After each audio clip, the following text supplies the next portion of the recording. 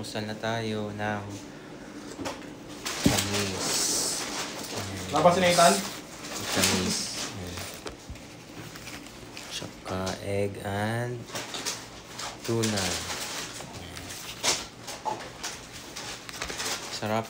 Pambansang almusal ng Oliver. Pambansang almusal sa Saudi.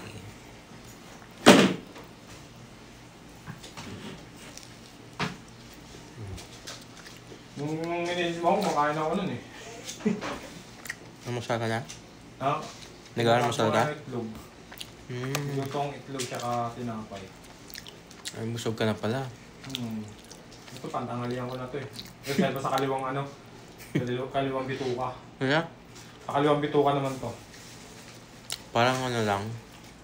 Yes sir, sawa. Ano nga ganyan? Ahas ba ganyan? Hindi ah. Parang kalabaw. Yan ano ata, yung mga... ano ba yung mga reserva sa katawan. Anong tawag yan? Kumakain sila na madami para sa sunod na mga araw busog pa rin sila. Thank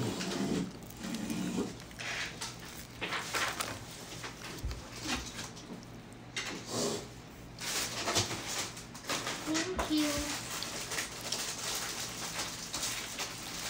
Wala rin kasi sakyan sa labas eh. Ha? Wala rin sakyan. Pero bukas na ang ano mapak, no? Ganyan. Oo, bukas. Hindi lang yung nandiyan, baka raw sarado eh. Hindi naman tayo makapunta kasi ano, may pasok.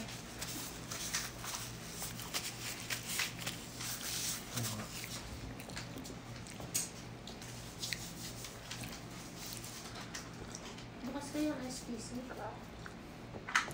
Bakit? Bakit ka? Kailangan lang sabi lang. Yung isa, yung... May kama na ba? Wala pa yung kama yun, di ba? Wala. Makakabili ba kami ng susi? Oo, ikaw. Pangalan sa...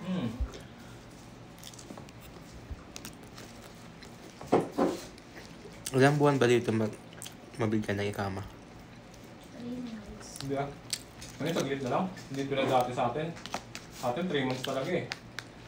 Pagtapos namin yun, pwede na. Yung natapos yung batch namin, mabili siya na ikama ngayon. 3 months pa rin. 3 months pa rin? 2 to 3.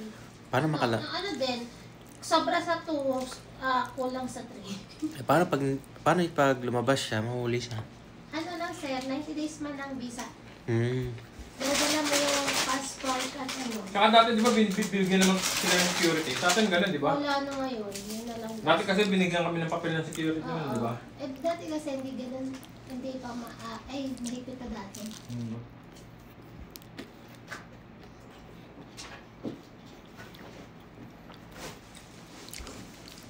Kaya pakita lang na yung passport at yung visa. Pati yung visa, hindi na yung sticker. Ano yan? Electronics na? Tapos na lang, kasi may picture mo. Kung hindi nalinig ko siya, no? Tapos may QR code. Hindi na tulad dati na nakalikot sa visa mo na remembrance, no?